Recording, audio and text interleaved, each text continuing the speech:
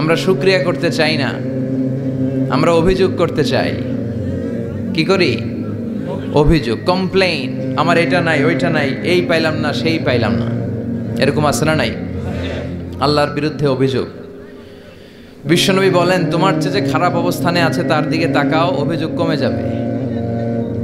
উনজুরু ইলা মান হুয়া আসফালা মিনকা, তোমার চেয়ে যে খারাপ অবস্থায় আছে একটু তাকাও না, একটু তাকাও, তোমার চারিপাশেই আছে। যে মুহূর্তে আমরা কথা শুনছি এই মুহূর্তে অনেকে হাসপাতালের বেডে শুয়ে শুয়ে চিৎকার করছে, মৃত্যুর প্রহর গুনছে। ক্যান্সার, দুরারোগ্য ব্যাধি যার নাই কোনো অ্যান্সার। আমার বাড়ি নাই, আমি বাড়ি চাই, গাড়ি চাই, আরো টাকা চাই, আরো পয়সা চাই, আরো খ্যাতি চাই, আরো অনেক কিছু চাই। ক্যান্সারে আক্রান্ত রোগীটা কিচ্ছু চায় না, খালি বাঁচতে চায়। ওর বাঁচার বড় শখ, এই সুন্দর মায়ার পৃথিবী ছেড়ে ওর চলে যেতে মনে চায় না, ও শুধু বাঁচতে চায়। কিন্তু আমাদের এটা লাগবে, ওইটা লাগবে, ওইটা লাগবে। এজন্য ক্যান্সারে যারা আক্রান্ত একটু তাকান না, হাত নাই পা নাই, একটু তাকান কিভাবে তারা লাইফ লিড করে। শেখ সাদি বালাগাল উলা বিকামালিহি একটা কবিতা লিখে বিখ্যাত হয়েছেন। পার্সিয়ান পয়েট, ইরানি কবি। ওনার আর্থিক দৈন্যতা যাচ্ছিল, কিছুদিন ধরে ওনার আর্থিক কিছু সমস্যা, টাকা পয়সা নাই, ফলে ওনার জুতা ছিঁড়ে গিয়েছে, পায়ে জুতা নাই, খালি পায়ে হাঁটে। আর মনে বড় আফসোস, মনে বড় দুঃখ, আমি এত বড় কবি, আমার পায়ে জুতা নাই, আমার পায়ে কি নাই। তো একবার ঘর থেকে বের হয়ে দেখে একটা লোক ভিক্ষা করে খাচ্ছে, ওর দুইটা পাই নাই। শেখ সাদির কি নাই? ভিক্ষুকের কি নাই? ভিক্ষুকের দশা দেখে সেজদায় পড়ে গিয়েছে, সেজদায় লুটিয়ে পড়ে আল্লাহর বলে, আল্লাহ শুকুর, আলহামদুলিল্লাহ, বেশ ভালো আছি। এজন্য উনজুর ইলা মান হুয়া আসফালা মিনকা, তোমার চেয়ে যে খারাপ অবস্থানে আছে তার দিকে তাকাও। ঋণের বোঝা কাঁধে এত বেশি, প্রতিদিন বাড়িওয়ালা এসে তাড়া করে, ভাড়া দিতে পারে না, এরকম লোক আছে না নাই? গ্যাসের বিল দিতে পারে না, বিদ্যুতের বিল দিতে পারে না, স্ত্রীকে একটা শাড়ি কিনে দিতে পারে না, বাচ্চাদের 3 মাসের 4 মাসের বেতন ভাড়া জমা হয়ে আছে, দিতে পারে না। কত সুখে আছি আমরা, কত শান্তিতে আছি আমরা, শুকুর গুজার হতে চাই না, শুধু অভিযোগ আর অভিযোগ। আল্লাহ বলে, অভিযোগ বাদ দিয়ে দাও। বিশ্বনবী বলেন, তোমার চেয়ে যে খারাপ অবস্থানে আছে একটু ওইদিকে তাকাও, তাহলে দেখবে তুমি অনেক ভালো আছো। এজন্য সব সময় সুখে দুঃখে সর্বাবস্থায় আমরা প্রশংসা করব একজনের, তিনি কে? আর প্রশংসা করলে নেয়ামত বাড়ায় দেয় কে? আর প্রশংসা না করলে শাস্তির জন্য অপেক্ষা করতে হবে। যাহারাল ফাসাদু ফিল বাররি ওয়াল বাহরি বিমা কাসাবাত আইদিন নাস, জলে স্থলে যে জলোচ্ছ্বাস, ভূমিকম্প, অগ্নিকাণ্ড, খরা, দুর্ভিক্ষ এগুলো চলে, এই মহামারী, নানা ধরনের নতুন রোগ, এগুলো আমাদের হাতের কামাই। এগুলো কি আমাদের হাতের কামাই। আমরা যদি আল্লাহওয়ালা হয়ে যাই, আল্লাহর জামিনে যদি আল্লাহর দিন কায়েমের চেষ্টা করি, আল্লাহর দেয়া কোরআন অনুযায়ী যদি জীবন চালাই, আমাদের জীবনটারও শান্তিময় করে দিবে কে? আমাদের ধর্মের নামই তো শান্তি। ধর্মের নাম কি? ইসলাম। ইসলাম মানে কি? বিশ্বনবী রাজা বাদশাদের কাছে যখন চিঠি লিখতেন, তিনি প্রথমে শান্তির কথা শোনাতেন। সুবহানাল্লাহ পড়েন। দেখেন কত সুন্দর ধর্ম। আর আমাদেরকে ওরা শান্তি শিখায়, আমাদেরকে মানবাধিকার শিখায়, মানবাধিকারের কথা, শান্তির কথা মানায় একজনের মুখে, তিনি হচ্ছেন মুহাম্মদ সাল্লাল্লাহু। গোটা বিশ্ব তার কাছে ঋণী, তার কাছে কৃতজ্ঞ। তিনি শুধু দিয়েছেন, নেন নাই। সুবহানাল্লাহ পড়েন। তিনি বলেছেন, সালামুন আলা মানিত্তাবা আল হুদা। যাদের কাছে বিশ্বনবী চিঠি পাঠাতেন তিনি লিখতেন সালাম, মানে শান্তি, শুরুতেই শান্তি। কাদের প্রতি? আলা মানিত্তাবা আল হুদা, যারা হেদায়েতকে অনুসরণ করে। রাজা বাদশাদের কাছে বিশ্বনবী চিঠি পাঠাতেন, শান্তির বাণী পাঠাতেন, তারপর লিখতেন আসলিম তাসলাম, ইসলাম মানো শান্তিতে থাকবা। মির্জা গোলাম আহমদ কাদিয়ানি নাম শুনছেন না? পাঞ্জাবে তার জন্ম। এই বেয়াদবটা প্রথমে দাবি করেছে আমি শেষ নবী, এরপর সে দাবি করেছে আমি ইমাম মাহাদি, এরপর দাবি করেছে আমি ঈসা আলাইহিস সালাম। এই বেয়াদবটা পায়খানার ট্যাঙ্কি ভাঙ্গা এরপরে পড়ছে, ওইটার ভিতরে গু খাইয়া মরছে।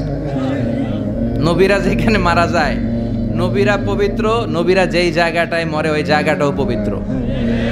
বিশ্বনবী পবিত্র না? বিশ্বনবী মা আয়েশার ঘরে ইন্তেকাল করলেন, ওই জায়গাটা পবিত্র না? গোটা বিশ্বের নবী প্রেমিক লোকেরা বিশ্বনবীর সালাম দিতে যায়, মসজিদে নববীতে সালাত পড়তে যায়, চিল্লায় কোন ঠিক কিনা? নবীরাও পবিত্র, নবীরা যেই জায়গায় মরে এরাও পবিত্র। কিন্তু এই মির্জা গোলাম আহমদ কাদিয়ানি, সে বিশ্বনবী যে লাস্ট মেসেঞ্জার এটা সে মানে না। এজন্য ওর মৃত্যু হয়েছে পায়খানার টাঙ্কির ভিতরে। 100 বছরের পচা ময়লা গু খাইতে খাইতে ও দুনিয়া থেকে বিদায় নিয়েছে। মেথর আনা হয়েছে ওকে উঠানোর জন্য, উঠায় ফেলবে, ধরবে, আবার থপাস করে পড়ে। আল্লাহকে জনমের গু খা। ওই কাদিয়ানীদের পক্ষ নিচ্ছে এই বেয়াদবটা, চিল্লায় এখন ঠিক কিনা? কাদিয়ানীরা এদেশের জনগণ, এদেশেই থাকবে, তবে ওরা ওদের পরিচয় আইডেন্টি ক্রাইসিস নিয়ে থাকতে পারবে না। ওরা হয় বিশ্বনবীকে শেষ নবী হিসেবে মেনে মুসলমান হিসেবে থাকবে, আর বিশ্বনবীকে যদি লাস্ট মেসেঞ্জার হিসেবে না মানে ওরা কোন ধর্মের লোক সেটাও প্রকাশ করে দিতে হবে, চিল্লায় বলেন ঠিক কিনা? আপনার ইসলাম সহ্য হয় না, আপনার আলেম ওলামা সহ্য হয় না, আপনার কাদিয়ানীদেরকে সহ্য হয়, এটাই প্রমাণ করে আপনি কাদিয়ানীদের দালাল। এই বাংলার জমিন এটা ইসলাম প্রিয়দের জমিন, যে জমিনে আল্লাহু আকবার ধ্বনির সাথে সূর্য উঠে যায়, আল্লাহু আকবার ধ্বনির সাথে সূর্য ডুবে যায়, সে দেশে আর কিছু থাকবে না, থাক ইসলাম থাকবেই, আর কিছু থাকবে না, থাক কোরআন থাকবেই। এদেরকে প্রশ্রয় দিলে এরা বলে মসজিদ বন্ধ করো, মাদ্রাসা বন্ধ করো, কয়দিন পরে বলবে আজান বন্ধ করো, এরপরে আবদার তুলবে দাড়ি রাখা বন্ধ করো, তারপরে বলবে মুসলমানদের নাম রাখা বন্ধ করে দাও। এজন্য এই আবদার শুনতে মুসলমানরা রাজি নয়, চিল্লায় বলেন ঠিক কিনা? এদেরকে প্রতিহত করতে রাজি আছে মুসলমান? কারা কারা রাজি? দুহাত উঁচু করে আল্লাহর দেখা।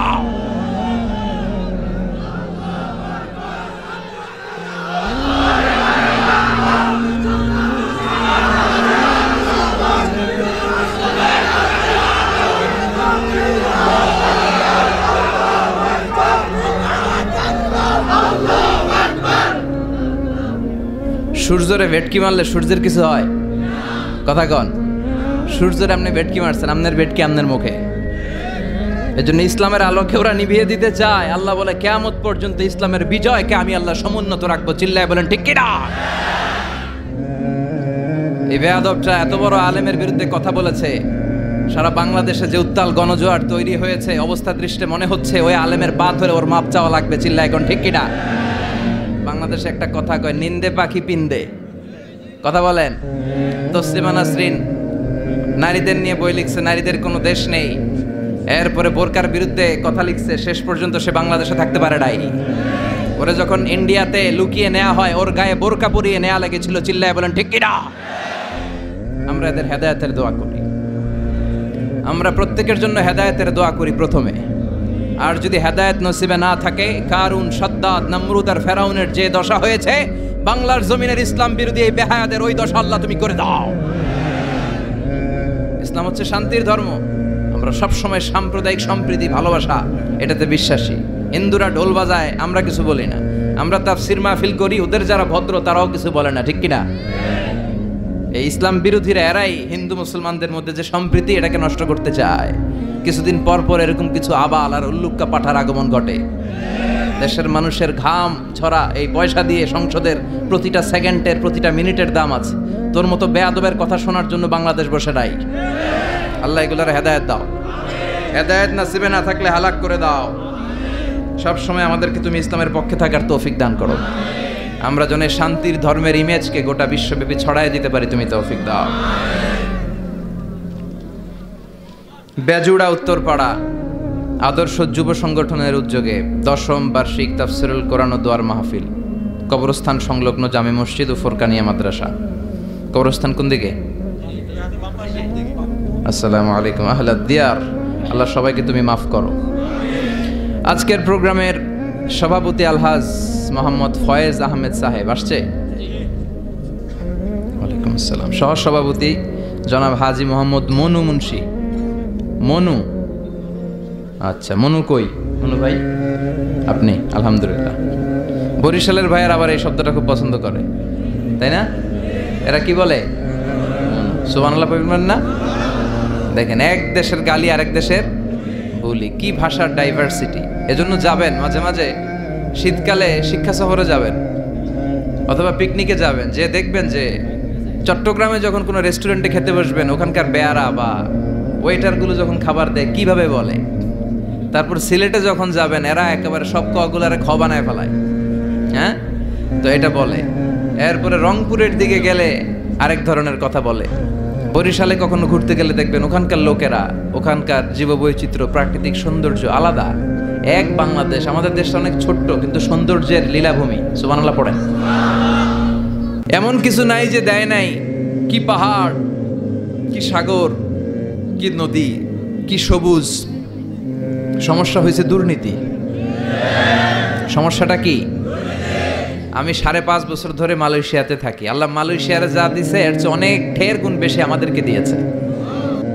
আমাদের দেশের পর্যটন মোটেল, পর্যটন কর্পোরেশন আর ট্যুরিজম যে মিনিস্ট্রি আছে, এটা যদি সুন্দর প্ল্যান করে এই দেশটারে কাজে লাগাতে পারতো, আমরা ট্যুরিস্টদেরকে জায়গা দিয়ে কুলাতে পারতাম না। আমাদের দেশের ছেলেপেলেরা যেগুলো লেখাপড়া করে না, এগুলো কামলা দিতে যায় বিদেশ। এই দেশটারে সাজাইলে এখানে ট্যুরিজমকে দেখাশোনা করার জন্য আমাদের প্রত্যেকটা ছেলের কর্মসংস্থানের ব্যবস্থা হয়ে যেত। এগুলো নিয়ে চিন্তা নাই। এরা ঘুরতে যায় বিভিন্ন দেশে, দেশ নিয়ে চিন্তা নাই। আল্লাহ আমাদের নেতাদেরকে তুমি হেদায়েত দাও। এজন্য ঘুরবেন, দেশটাকে ঘুরবেন। আমি আমার ছোটবেলাতেই পুরো বাংলাদেশ ঘুরে ফেলছি। আমি যখন দাখিল, আলিম, এসএসসি, এইচএসসি দেই, তখনই আমি বাংলাদেশ কাভার। কারণ ঘুরতে খুব পছন্দ হতো। কত সুন্দর দেখার মতো জায়গা আল্লাহ বাংলাদেশে রেখেছে। আপনি পঞ্চগড়ে গেলে দেখবেন কাঞ্চনজঙ্ঘা। ওখানে দাঁড়ালে, আকাশটা ক্লিন থাকলে হিমালয়ের পাহাড় দেখা যায়। বাংলাদেশ থেকে দাঁড়িয়ে কাঞ্চনজঙ্ঘা থেকে হিমালয় দেখা যায়। ওই জায়গাটারে যদি ট্যুরিজমের জন্য প্রমোট করা হতো, lakh lakh tourist Europe America থেকে ছুটতো। এখন এই দেশে আসে না, সিকিউরিটি নাই, কোনো নীতিমালা নাই, কোনো নিয়ম কানুন নাই। এজন্য এই দেশে আল্লাহর রহমত নাই। একের পর এক গজব দিয়ে আল্লাহ আমাদেরকে পরীক্ষা করছে। চিল্লা এখন ঠিক কিনা? আল্লাহ তুমি গজব থেকে বাঁচাও, তোমার রহমত নাজিল করো, আমাদের সবাইকে মাফ করো। আজকের প্রোগ্রামের প্রধান অতিথি জনাব মোহাম্মদ মাসুদ আলম, চেয়ারম্যান বিআরডিবি দক্ষিণ ব্রাহ্মণপাড়া উপজেলা পরিষদ। প্রধান আকর্ষণ ডক্টর মুফতি আবুল কালাম আজাদ বাশার চলে আসছে আলহামদুলিল্লাহ। মুহাদ্দিস মাদিনাতুল উলুম কামিল মাদ্রাসা ঢাকা। চমৎকার আলোচনা করে। বাশার ভাইয়ের আলোচনা অসাধারণ। যেটা বোঝানো শুরু করবে আপনি না বোঝা পর্যন্ত বুঝায় ছাড়বে, খাওয়ায় ছাড়বে, হজম করায় ছাড়বে। এরকম শিক্ষকের দরকার আছে না নাই? আমাদের এই শিক্ষকগুলোর সাথে সম্পর্ক রাখা দরকার, যারা কোরআন থেকে কথা বলে, মানুষকে বুঝায়, একটার পর একটা ঝামেলাপূর্ণ বিষয়কে কোরআন সুন্নাহর আলোকে খোলাসা করে দেয়। আমাদের চোখের সামনে ইসলামের নীতিমালা ফকফকে হয়ে যায়। আল্লাহ তুমি আমার প্রিয় ভাই ডক্টর মুফতি আবুল কালাম আজাদ বাশার ভাইকে কোরআনের জন্য কবুল করো, হায়াত দারাজ করো, তাকে তুমি সুস্থ রাখো। আমাকে রেখেছেন প্রধান বক্তা, খুব খুশি হয়েছি। ডক্টরও লাগান নাই, আল্লামাও লাগান নাই, আমি যা তাই লিখছেন। মোহাম্মদ মিজানুর রহমান আজহারি, অনেক শুক্রিয়া। এই ডক্টর ফক্টর লাগাবেন না, আল্লামাও লাগাবেন না। আমার ডক্টরেট শেষ হয় না এখনো, আর আমি আল্লামাও নই, কিন্তু লাগায় ফেলায় আল্লামা। আল্লামা বেসিক্যালি একজন, চিল্লায় বলেন তিনি কে? তবে হ্যাঁ, মানুষের মধ্যেও যারা অনেক জ্ঞানী, অনেক পড়াশোনা করেছে, তাদেরকেও অনেকে আল্লামা বলে, কিন্তু আমাকে এটা বলবেন না। আমি অত বড় জ্ঞানী লোক নই, আমি একজন কোরআনের শিক্ষার্থী। আমি শিখছি, শিখেই যাব আজীবন।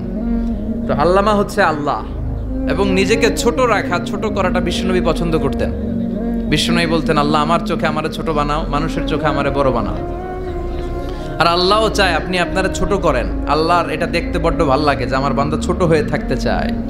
মান তাওয়াদা তারাফা, যে নিচে নামতেছে আল্লাহ টাইনা উঠায়, আর যে উঠতেছে আল্লাহ থাপ্পড় মেরে নিচে নামায়। কথা কন? মুসা আলাইহিস সালাম, সহিহ বুখারীর বর্ণনা, বনি ইসরাইলের লোকদের মাঝে ওয়াজ করতেছিলেন, এরকম নসিহত করছিলেন। তো একজন দাঁড়িয়ে বলল, ইয়া নবী আল্লাহ মুসা, মান আ'লামুন নাসি ফিল আরদ। হে মুসা নবী, জানতে বড় মনে চায় বর্তমান পৃথিবীর সবচেয়ে বড় জ্ঞানী কে? মুসা আলাইহিস সালাম কয় আমি। মুসা আলাইহিস সালাম কি বললেন? আনা। আসলে কথাটা ঠিক।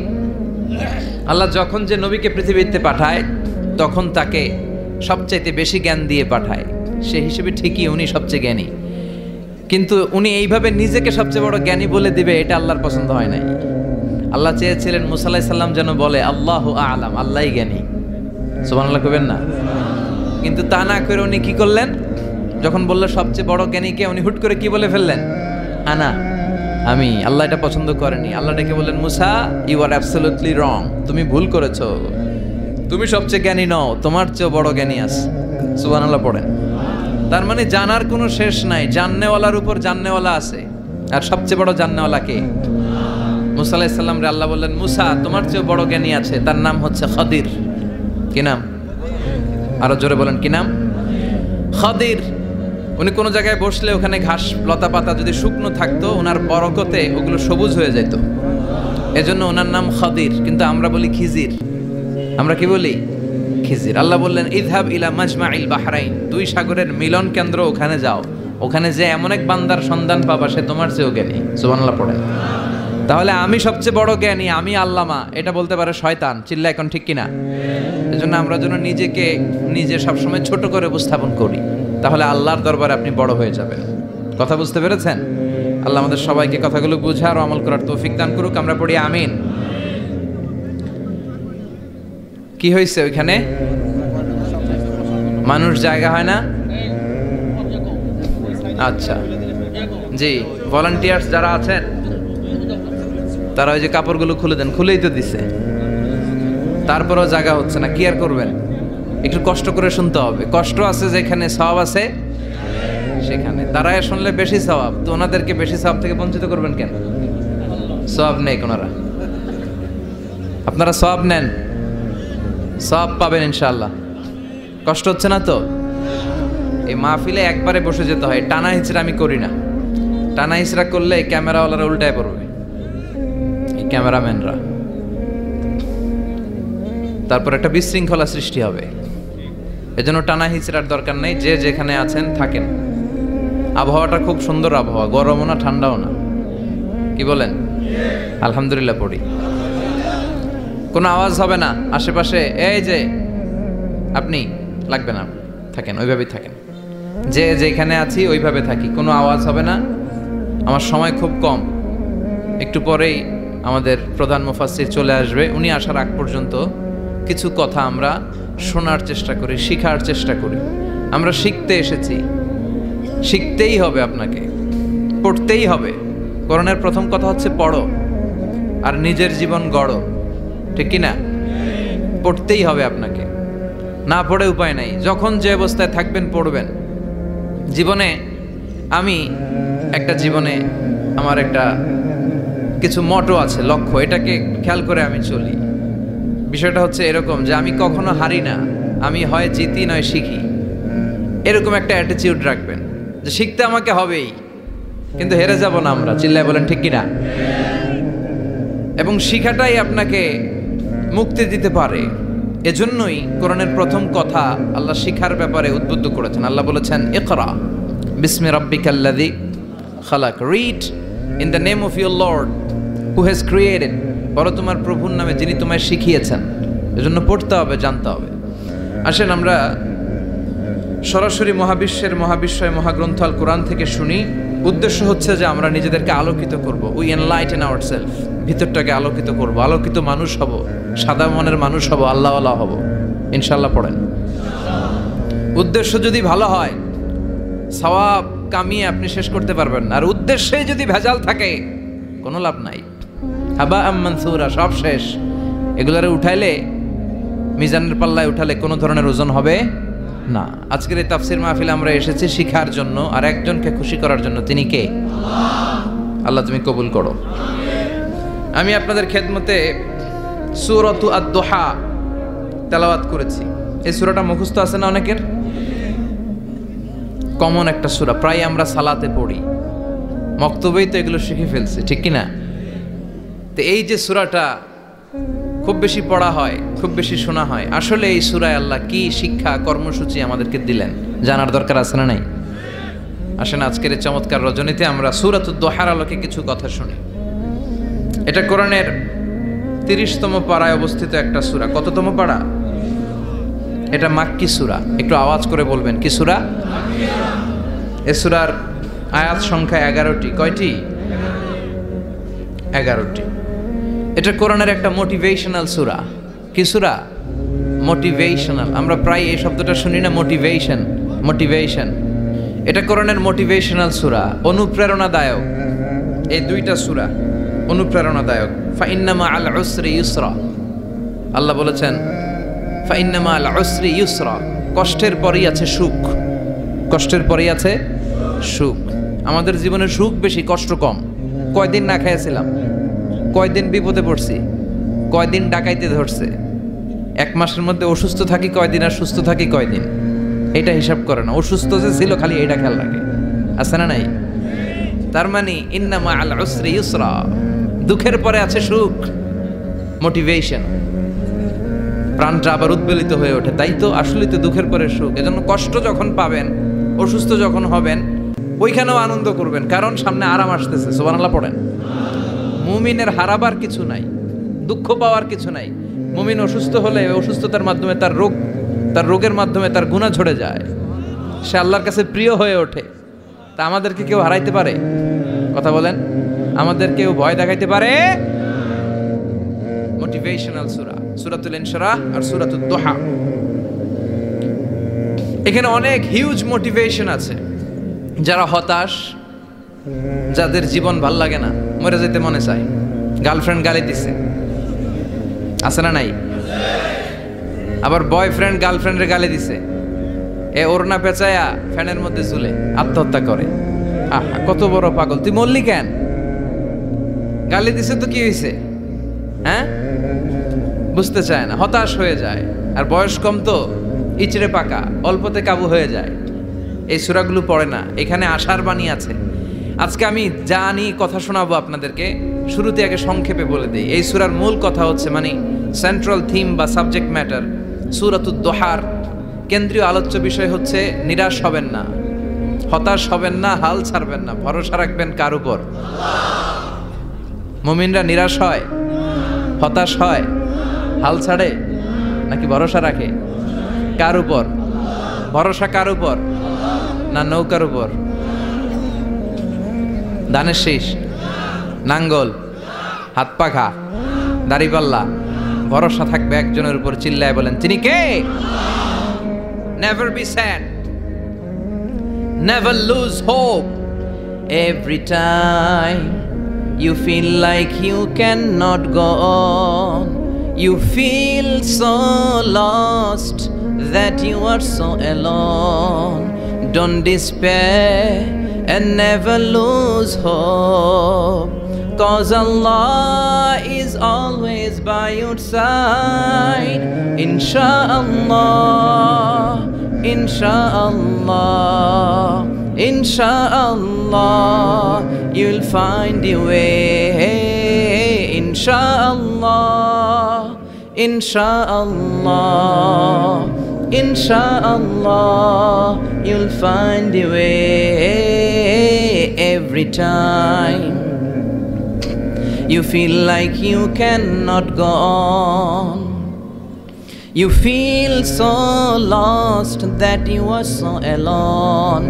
Don't despair and never lose hope, 'cause Allah is always by your side. Insha'Allah, Insha'Allah, Insha'Allah, you'll find a way. Insha'Allah, Insha'Allah, Insha'Allah, you'll find a way. ঠিক কি না? কি সুন্দর nasheed. Never lose hope, you will find your way. তুমি তোমার পথ খুঁজে পাবে। আমাদেরকে পথ দেখায় কে? আল্লাহ। এজন্য সূরাতুদ দুহার কেন্দ্রীয় আলোচ্য বিষয় হচ্ছে হতাশ হওয়া যাবে না, নিরাশ হওয়া যাবে না, হাল ছাড়া যাবে না, ভরসা রাখতে হবে একজনের উপরে। চিৎকার করে বলেন, তিনি কে? হতাশ যারা, ফ্রাস্ট্রেটেড, আপসেট পিপল, তাদের জন্য, হতাশ ব্যক্তিদের জন্য এই সূরাটা একটা আলোকবর্তিকা, একটা আলোর মশাল। এই সূরাটা পড়লেই হতাশ ব্যক্তিরা মনে শান্তি পায়, আশা ফিরে পায়, দিক ফিরে পায়। ঠিক কি না? এই সূরাটা নাজিল হওয়ার একটা ব্যাকগ্রাউন্ড আছে, শুনবেন। বিষ্ণু ঈসা ইসলামের কাছে যখন ওহী নাজিল হতে শুরু করলো, বিষ্ণু ঈসা ইসলাম ওহীর কথাগুলো পৌঁছে দিতে লাগলেন। যাই নাজিল হতো বিশ্বনবী পৌঁছে দিতেন। বিশ্বনবী সাহাবাদের কাছে শেয়ার করে দিতেন, যেটাই নাজিল হতো তিনি পৌঁছে দিতেন, যেটাই। কারণ আল্লাহর আদেশ, ইয়া আইয়ুহার রাসূল বাল্লিগ মা উনজিলা ইলাইক, ও নবী আপনার কাছে আমি ওহী থেকে যা নাজিল করি সব পৌঁছে দেন, একটাও গোপন করা যাবে। আল্লাহর কাছ থেকে বিশ্বনবী যে সমস্ত মেসেজ, ইনফরমেশন, তথ্য, রেভেলেশন, ওহী পেয়েছে, একটাও কি বিশ্বনবী গোপন করেছে? সব প্রকাশ করে গিয়েছে, সব শেয়ার করে গিয়েছে। বিশ্বনবী শেয়ার করতে লাগলেন। সকালে যা নাজিল হয় শেয়ার করেন, দুপুরে নাজিল হয় শেয়ার করেন, রাতে নাজিল হয় শেয়ার করেন, শেয়ার করতে লাগলেন। কিন্তু কি অবাক করা কাণ্ড, হঠাৎ করে এই ওহী আসার ধারাবাহিকতা আল্লাহ বন্ধ করে দিলেন। ওহী আর আসে না, আকাশ থেকে নতুন তথ্য আর নামে না। ঘটনা কি? ওহী আসে না কেন? তথ্য আসে না কেন? জিব্রাইল আসে না কেন? কোন বর্ণনা এসেছে 15 দিন, কোন বর্ণনায় 1 মাস, 3 মাস, এমনকি 6 মাস পর্যন্ত বর্ণনা পাওয়া যায় যে বিশ্বনবীর কাছে 6 মাস ওহী আসে নাই। বিশ্বনবী তো অবাক, ঘটনা কি? ওহী নামে না কেন? আর ওহী না আসলে তো বিশ্বনবী শেয়ার করতে পারে না। এতদিন যা আসতো বলে বেড়াতো, এখন আসেও না, বলতেও পারে না। কাফির মুশরিকরা বিশ্বনবীর গালে দিতে শুরু করলো, মুহাম্মদের রব মুহাম্মদের ভুইলা গেছে, মুহাম্মদের আল্লাহ মুহাম্মদের ছেড়ে দিয়েছে। বিশ্বনবীর চাচি আবু লাহাবের স্ত্রী উম্মে জামিল বলতে শুরু করলো, কি মুহাম্মদ, তোমার শয়তানটা তোমার কাছে আসে না? না, শয়তান দ্বারা তিনি জিব্রাইলকে বুঝিয়েছেন যে তোমার জিব্রাইল তোমার কাছে আসে না। এভাবে সবাই গালমন্দ করতে শুরু করলো যে মুহাম্মদের আল্লাহ মুহাম্মদকে ভুলে গিয়েছে। বিশ্বনবী সাল্লাল্লাহু আলাইহি ওয়াসাল্লাম নিজেও হতাশ হয়ে গেলেন। কি রে, ওহী আসে না কেন? আমার কোনো ভুল হচ্ছে না তো? আমার কোনো অপরাধ হয়ে গেল না তো? আল্লাহ কি আমার উপর অসন্তুষ্ট হয়েছেন? আল্লাহ কি আসলেই আমারে ভুলে গেছেন? আল্লাহ কি আমাকে ত্যাগ করেছেন? তিনি কি আমার উপর রেগে আছেন? আমরাও মাঝে মাঝে এরকম হতাশ হয়ে পড়ি। এরকম হতাশ লোক আছে না নাই? কিরে, আমার দোয়া কবুল হয় না কেন? আল্লাহ আমার ডাকে সাড়া দেয় না কেন? আমার জীবনে এত দুঃখ কেন? আমার জীবনে তো ভালো কিছু হয় না, খালি সব কষ্ট আমার কেন? এরকম আছে না নাই? এরকম হতাশদের জন্য এই সূরাটা একটা আলোকবর্তিকা, মোটিভেশনাল সূরা। আলহামদুলিল্লাহ পড়েন। বিশ্বনবীকে আল্লাহ আশ্বস্ত করলেন আর এই সূরাটা নাজিল করলেন আর বললেন, ওয়াদ-দুহা, ওয়াদ-দুহা। দুহা মানে আলো, দুহা মানে আলো, প্রভাতের সূর্য কিরণের শপথ। Look up, the sunlight, it's a very beautiful day out there. ও নবী, হতাশ হবেন না, বেরোন, সকালের সূর্যটা কত সুন্দর, কি ঝলঝলে পৃথিবী, ফকফকে আর তকতকে, দেখলেই মনটা ভরে যায়, ঠিক কি না? দোহা, দোহা মানে আলো, আশার আলো, সম্ভাবনার আলো। আমাদের জীবনে আলোর দরকার আছে না নাই? আলো না থাকলে আমরা বাঁচতে পারবো? আলো লাগে বড় ভালো। এই আজকে আলো না থাকলে আমরা দেখা যাইত? এজন্য কোরআনকে আল্লাহ আলো বলেছেন। কোরআনকে কি বলেছে? কিতাবুন أنزلناه إليك لتخرج الناس من الظلمات إلى النور. Muhammad, I've revealed this holy Quran unto you to lead the mankind out of darkness into the light. অন্ধকার থেকে লাইট, লাইট মানে কি? আলো, আলোর দিকে নেয়ার জন্য এই কোরআন পাঠিয়েছে। আবার বিশ্বনবীকেও আল্লাহ নূর, নূরের সাথে তুলনা করেছেন। আবার বিশ্বনবী আল্লাহর কাছে নূর চাইতেন, বলতেন, আল্লাহ আমার ডানে আলো দাও, আমার পায়ে আলো দাও, আমার সামনে আলো দাও, পিছনে আলো দাও, উপরে আলো দাও, নিচে আলো দাও, আমার দেহে আলো দাও, আমার মাংসপেশির ভিতরে আলো দাও, আমার হাড্ডির ভিতরে আলো দাও, আমার জন্য তুমি আলো দাও। পড়ে না আমিন? এজন্য আলো ছাড়া বেঁচে থাকা অসম্ভব। আল্লাহ তাআলা আলোর নামে সূরা দিলেন, সূরাতুদ দুহা, প্রভাতের আলো, প্রভাতের সূর্য কিরণের শপথ, আলোর শপথ। সুবহানাল্লাহ পড়েন। এরপর আল্লাহ বললেন, ওয়াল্লাইলি ইযা সাজা, আলোর শপথ, সকালের, সকালবেলার সূর্য কিরণের শপথ। দ্বিতীয় আয়াতে আল্লাহ বললেন, রাত্রিবেলার শপথ, যখন রাত্রিটা নিঝুম হয়, হয় নিস্তব্ধ। নিঝুম আর নিস্তব্ধ রাতের শপথ। তাহলে আল্লাহ আলোর কসম কাটলেন, তারপরে অন্ধকারের কসম কাটলেন, ঠিক কিনা? আলো দ্বারা মূলত আল্লাহ তাআলা ওহীর আগমনকে বুঝিয়েছে, আর অন্ধকার দ্বারা আল্লাহ তাআলা ওহীর অনুপস্থিতি বুঝিয়েছে। এটা দিয়ে আল্লাহ বুঝাতে চাইলেন, ও নবী, কাফির মুশরিকরা আপনারা গালি দেয়, ওরা বলে যে আমি আপনারা ভুলে গেছি, আমি আপনারা ত্যাগ করেছি, আমি আপনার প্রতি অসন্তুষ্ট। না না, আমি ইচ্ছা করে ওহী পাঠাই না, কারণ সব সময় আলো থাকলে ভাল লাগে না, কিছু সময় অন্ধকারের দরকার আছে না নাই? বুঝে শুনে উত্তর দিয়েন। 24 ঘন্টা আলো, 365 দিন খালি আলো আলো আরো আলো। যদি সূর্যের আলো সব সময় থাকে 365 দিন, ভাল লাগবে? রাতে ঘুমাবেন কেমনি? আবার সব সময় ঘুটঘুটে অন্ধকার, আলো নাই, ভাল লাগে? ক্ষেত খামারে চাষ করা লাগবে না, বাজারে যাওয়া লাগবে না। তার মানে আলোরও দরকার আছে, অন্ধকারেরও দরকার আছে। এটা দিয়ে আল্লাহ বুঝাতে চাইলেন নবী ওহী নাজিল করা যেমনি দরকার আছে, মাঝে মাঝে ওহী বন্ধ রাইখা আপনারে বিশ্রাম দেওয়ারও দরকার আছে। চিৎকার করে বলেন আল্লাহু আকবার। এজন্য আল্লাহ বললেন ওয়াদ-দুহা ওয়াল-লাইলি ইযা সাজা মা ওয়াদ্দা'আকা রাব্বুকা ওয়া মা ক্বালা ওয়ালাল আখিরাতু খায়রুল লাকা মিনাল উলা। সুবহানাল্লাহ পড়েন। ও নবী, প্রভাতের সূর্য কিরণের শপথ, নিঝুম নিস্তব্ধ রাত্রিবেলার শপথ, আলো আর অন্ধকারের শপথ করে আমি বললাম আপনার প্রভু আপনারে ভুলে যায় নাই, আপনার উপর অসন্তুষ্ট হয় নাই। আমি আল্লাহ ইচ্ছা করে ওহী বন্ধ রেখেছি, কারণ ওহীর একটা পাওয়ার আছে। বারবার ওহী রিসিভ করলে আপনার স্নায়ু এটা সহ্য করতে পারবে না, আপনার দেহ এটারে বরদাস্ত করতে পারবে না। নবী, আমি আপনার প্রতি এত রহম দিল, এত ভালোবাসি, বারবার ওহী নিতে নিতে আপনার যে কষ্ট হয়, এই কষ্টটা আমার আল্লাহর সহ্য হয় না। এজন্য আমি আল্লাহ ইচ্ছা করে কিছুদিন ওহী বন্ধ রাখছি। সুবহানাল্লাহ পড়েন। তার মানে এই নয় যে আমি আপনারে ভুলে গিয়েছি, আমি আপনারে ছেড়ে দিয়েছি। আরে নবী, আমি তো আমার নামের সাথে আপনার নামকে জুড়ে দিয়েছি। লা ইলাহা ইল্লাল্লাহ মুহাম্মাদুর। যেখানে আমার আল্লাহর নাম সেখানেই বিশ্ব নবীর নাম আছে না নাই? আজান যখন দেই আল্লাহু আকবারের পরে বিশ্ব নবীর নাম আছে না নাই? একামতে আছে না নাই? আবার আল্লাহর জন্য যখন সালাত আদায় করি শেষ বৈঠকে বিশ্ব নবীর উপর দুরূদ আছে না নাই? রাফা'না লাকা যিকরাক। ও নবী, আপনার নামকে আমি অনেক উপরে তুলে ধরেছি। আমার নাম যেখানে আপনার নাম ওইখানে, গোটা বিশ্বব্যাপী আপনার নাম ছড়ায় যাবে। ওরা আপনারে গালি দেয় কবি বলে, ওরা গালি দেয় গণক বলে, ওরা বলে আপনি আফতার লেস কাটা। আসলে যারা আপনারে গালি দেয় ওরাই লেস কাটা। ওরা আপনারে বলে আপনি নির্বংশ, আপনার ছেলেগুলো বেঁচে নাই, মেয়ে বেঁচে আছে, আপনার নাম নেয়ার কেউ থাকবে না। ওই আবু জাহেল, উতবা, সাইবা, ওদের নাম নেয়ার কেউ থাকবে না। আপনি লেস কাটা নন, আপনি নির্বংশ নন। ইন্না শানিয়াকা, চিল্লায় বলেন ইন্না শানিয়াকা। যারা আপনারা গালি দেয়, আপনারা নিয়ে কটু কথা বলে, ওরাই লেস কাটা, ওরাই নির্বংশ। ওদের বংশকে আমি আল্লাহই নির্বংশ করে ছাড়ি। চিল্লায় বলেন ঠিক কি না?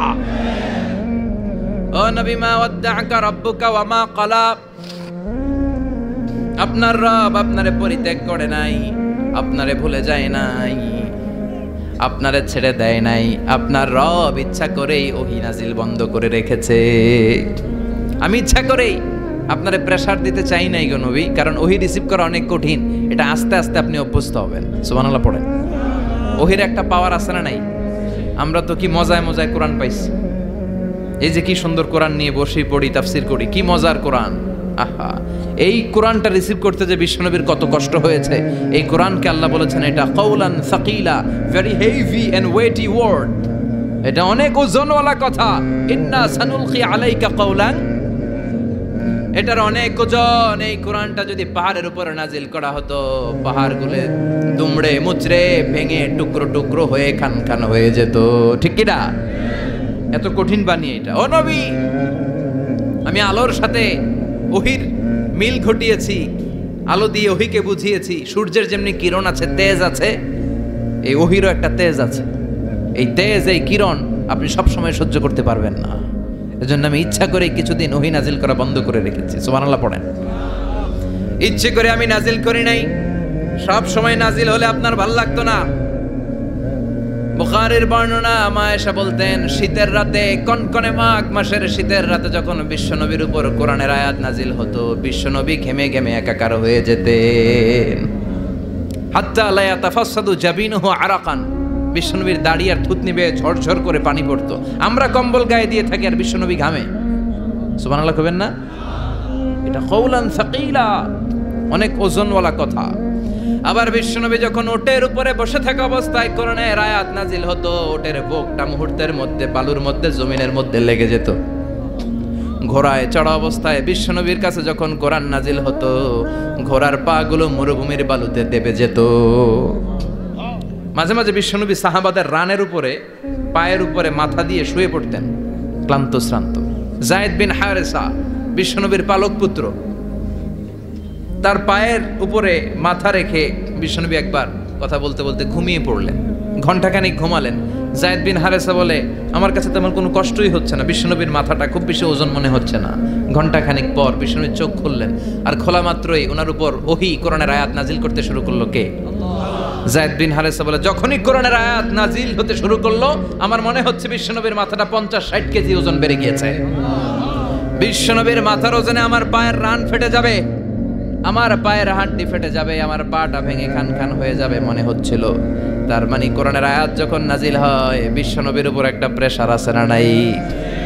এই জন্য আল্লাহ বললেন, নবী আমি আপনার ভুলে যাই নাই। কাফেররা যেমনি আপনারে গালি দেয় যে আমি আপনারে ভুলে গিয়েছি, আপনার উপর আমি অসন্তুষ্ট, নেভার, অসম্ভব। আমি আপনার উপর কখনো অসন্তুষ্ট নই, বরং আমি ইচ্ছা করি আপনার উপর থেকে প্রেশার কমিয়ে দেওয়ার জন্য কয়েকদিন ইচ্ছা করে আপনারে ছুটিতে রাখছি। সুবহানাল্লাহ পড়েন, যাতে করে আবার এনার্জি গায়ে নেওয়ার পরে নতুন করে কোরআনের আয়াত রিসিভ করার জন্য আপনি সক্ষম হন। চিল্লায় পড়তে হবে আল্লাহু আকবার।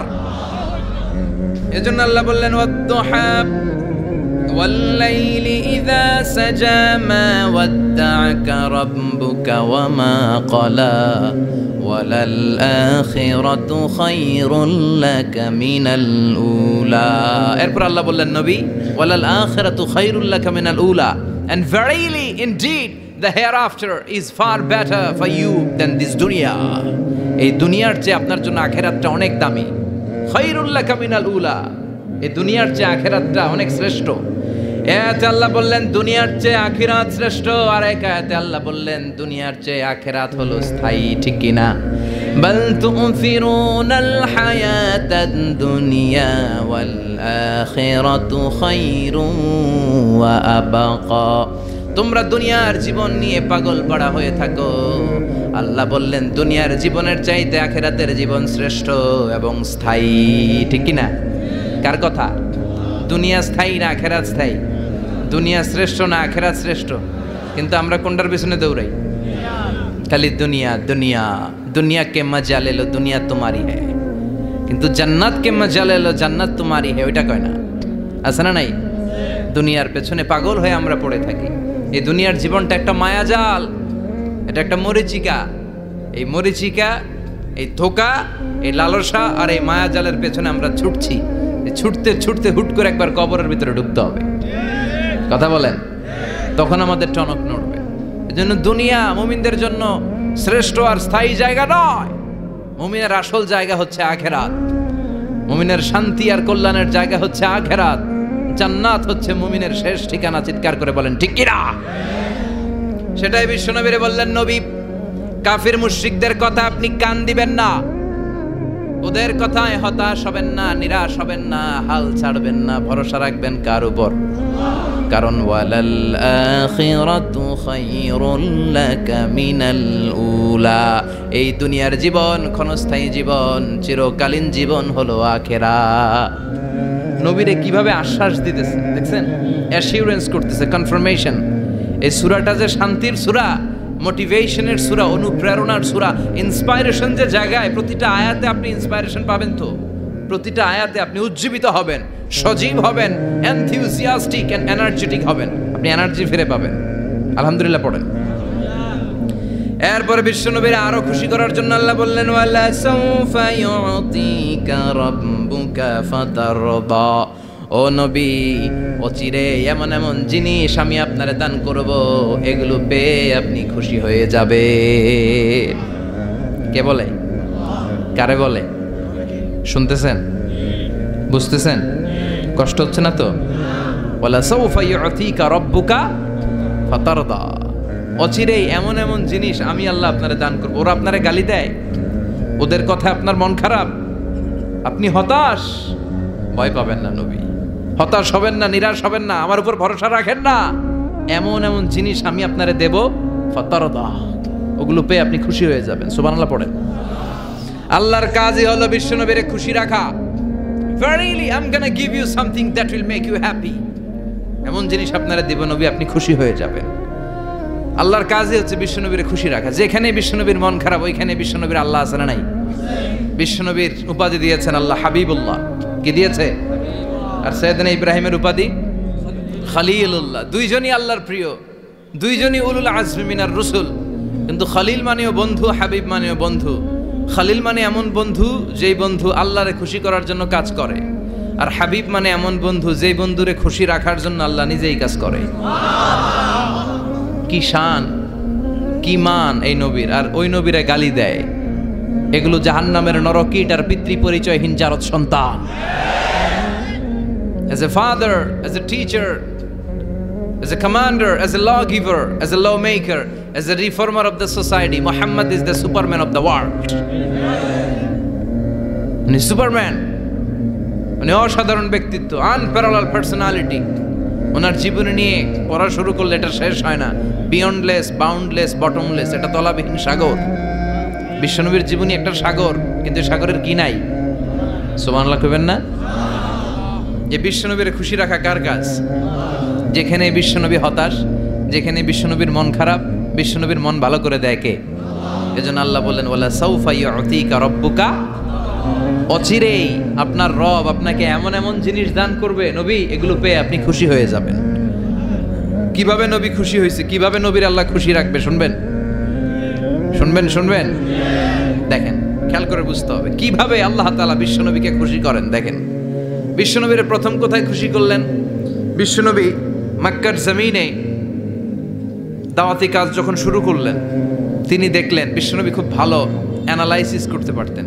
তিনি মক্কার সোসাইটিটাকে, সমাজটাকে বিশ্লেষণ করে অ্যানালাইজ করে উনি দেখলেন যে এই মক্কায় দাওয়াতি কাজের একটা শক্ত অবস্থান নিতে হলে 2 জন লোকের 1 জন আমার চাই।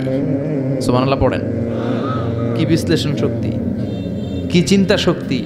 উনি ঘেটে ফেললেন, উনি বুঝে ফেললেন সবাইকে দেখে যে 2 জনের 1 জন আমার সাথে না থাকলে আমার দাওয়াতি কাজ চালানো কষ্ট হয়ে যাবে। এজন্য গভীর রাতে তাহাজ্জুদের নামাজ শেষে আল্লাহর কাছে কেঁদে কেঁদে বিশ্বনবী দোয়া করে, আল্লাহুম্মা আইজ্জাল ইসলাম বি আহাব্বির রাজুলাইনি ইলাইক।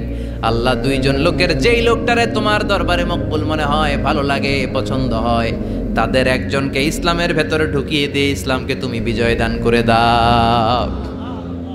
ও আল্লাহ, 2 জনের 1 জনকে আমার চাই। একজন হলো আবি জাহাল ইবনে হিশাম, হিশামের বেটা আবু জাহাল, আও উমর ইবনে আল খাত্তাব, অথবা খাত্তাবের বেটা উমর। সুবহানাল্লাহ পড়েন। সাথে সাথে দোয়া কবুল করলো কে? আল্লাহ। কার জন্য করলো? নাকি আবু জাহেলের জন্য? আবু জাহেলের চোখের সামনে পর্দা ছিল, ও পর্দা সরায় না। ওর অন্তরে পর্দা, ও পর্দা উঠে সত্যটা দেখতে চায় না। এজন্য ওর জন্য গোটা বিশ্ববাসীর আছে ঘৃণা। ও যেখানে মারা গেছে, ওর যেখানে জন্মস্থান, ওইখানে সৌদি সরকার ল্যাট্রিন বানায় থুইছে, ঘৃণার প্রতীক। ওইখানে তো অন্য কিছু বানাইতে পারতো, ল্যাট্রিন বানাইতে যাবে কেন? গোটা বিশ্বের মানুষ যায় যেন এটা ভরাই দিয়ে আসতে পারে। কথা বলেন। এই বেয়াদবটার জন্য আল্লাহ দোয়া কবুল করে নাই। ওমরে ফারুক রাগী ছিলেন, কিন্তু সত্য প্রকাশে, সত্য গ্রহণে আপোষহীন। সত্য দেখলেই উনি মেনে নিতেন। এটা জাহেলি যুগে ওনার মধ্যে এই গুণ ছিল। আল্লাহু আকবার।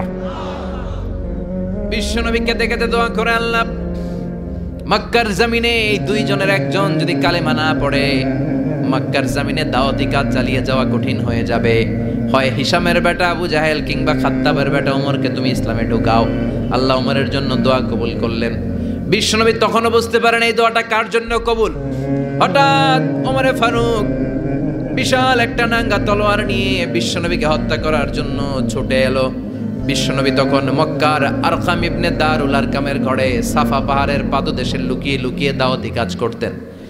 আশেপাশে সাহাবীরা বসা।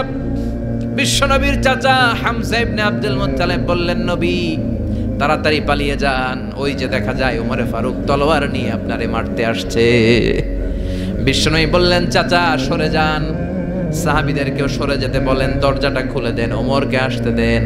আমার তো মনে হচ্ছে ওই যে তাহাজ্জুদের নামাজ পড়ে আল্লাহর কাছে কেঁদে কেঁদে আমি দোয়া করেছি, আমার দোয়াটা আজকে কবুল হতে চলেছে। আমার তো মন বলছে আল্লাহ দোয়াটা কবুল করবে। দরজা খুলে দেন। ওমর ফারুক চলে আসলেন, এসে তলোয়ার রেখে দিয়ে আঙ্গুল উঁচু করে বললেন, আশহাদু আল্লা ইলাহা ইল্লাল্লাহ, আশহাদু আন্নাকা মুহাম্মদ রাসূলুল্লাহ।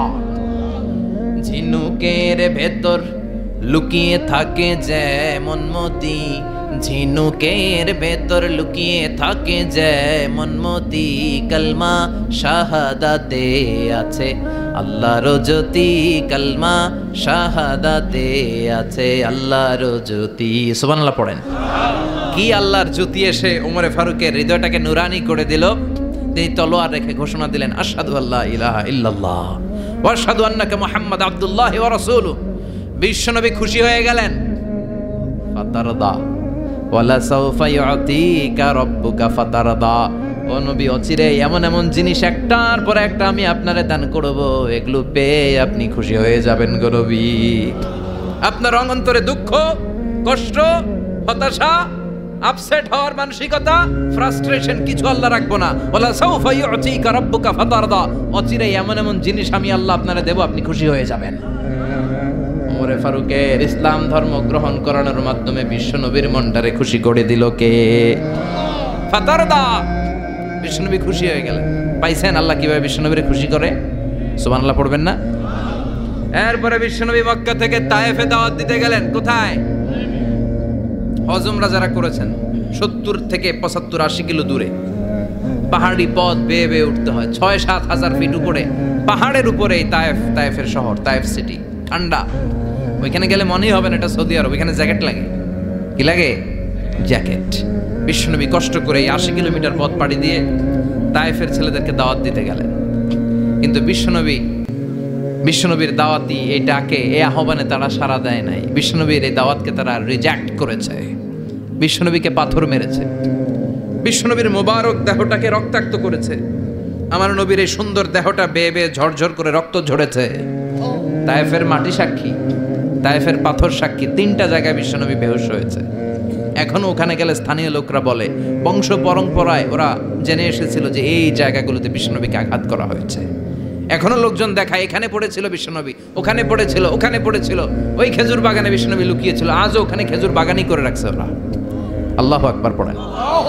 খেয়ে না খেয়ে দিন প্রচারের কাজে নিজেকে দিয়েছ বিলিয়ে, তায়েফের কাফিরেরা চিনল না সে আলো, দুষ্ট ছেলেদের পিছু দিল লেলিয়ে, পাথরের আঘাতে ক্ষত বিক্ষত হয়ে সারা শরীর থেকে রক্ত ঝরে। হে রাসূল, তোমাকে ভুলি আমি কেমন করে, হাজার ব্যথা বেদনার পরে ফিরে আসনি তুমি আপন ঘরে, দিনের আলো তুমি ছড়িয়ে দিতে, চলে গেলে মদিনায় মক্কা ছেড়ে। হে রাসূল, তোমাকে ভুলি আমি কেমন করে, হে রাসূল, তোমাকে ভুলি আমি কেমন করে। ঠিক কি না? পাথর মেরে বিশ্বনবীকে রক্তাক্ত করা হলো। বিশ্বনবী রক্তাক্ত। বিশ্বনবীর সাহাবা সাইয়েদনা যায়েদ রাদিয়াল্লাহু তাআলা আনহু কুয়া থেকে পানি এনে বিশ্বনবীর গা থেকে রক্তগুলো ছেড়ে ফেলে দেয়। বিশ্বনবীর গায়ের মধ্যে পানি দিয়ে হাত পাগুলো ধুইয়ে দেয়। বিশ্বনবী কাঁদে। আহা, কাঁদে। রহমতের নবী কাঁদে, আরেকজনের জন্য কাঁদে, নিজের কোনো লাভ নাই। মায়ের খাইছে, ওরা যেন বাঁচে জাহান্নামের আগুন থেকে। সুবহানাল্লাহ কইবেন না? ওদেরকে বাঁচাইতে আসছিল জাহান্নামের মায়ের থেকে, জাহান্নামের শাস্তি থেকে। ওদেরকে বাঁচানোর জন্য নবী মায়ের খেয়েছে। চিল্লা এখন ঠিক কি না? কেঁদে কেঁদে বিশ্বনবী হয়রান। যায়েদ রাদিয়াল্লাহু তাআলা আনহু বিশ্বনবীর সান্ত্বনা দেন, নবী কাঁদবেন না। হামলাতুল জিবাল, পাহাড় রক্ষী ফেরেশতারা এসে বলে, নবী আপনি শুধু অর্ডার করেন, এই যে পাহাড়ের গিরিপথ, এই 2টা গিরিপথ, এই 2টা পাহাড় এমন ভাবে 2 দিক থেকে চাপা দেব গো নবী, তায়েফের সবগুলো ছেলেরে মুহূর্তের মধ্যে ধূলিসাৎ করে দেব। বিষ্ণু বললেন, না, আমি ক্ষমা করে দিলাম, আমি ক্ষমা করে দিলাম। আমার গায়ের উপরে যারা অত্যাচার করে এর কোনোটার প্রতিশোধ আমি নেই না। আমি শুধু প্রতিশোধ নেই যারা ইসলামের বিরোধিতা করে। চিল্লায় বলেন ঠিক কি না? বিশ্বনবীকে আঘাত করা হয়েছে, তার গায়ে শারীরিক কষ্ট, এটার শাস্তি বিশ্বনবী দিতেন না, কখনোই দিতেন না, ক্ষমা করে দিতেন। কিন্তু ইসলামকে মারাত্মকভাবে যদি ইসলামের বিরুদ্ধাচারণ কেউ যদি করতো, শুধু তাদের উপর বিশ্বনবী তলোয়ার চালাতেন। চিৎকার করে বলতে হবে ঠিক কি না? বিশ্বনবী কাঁদলেন।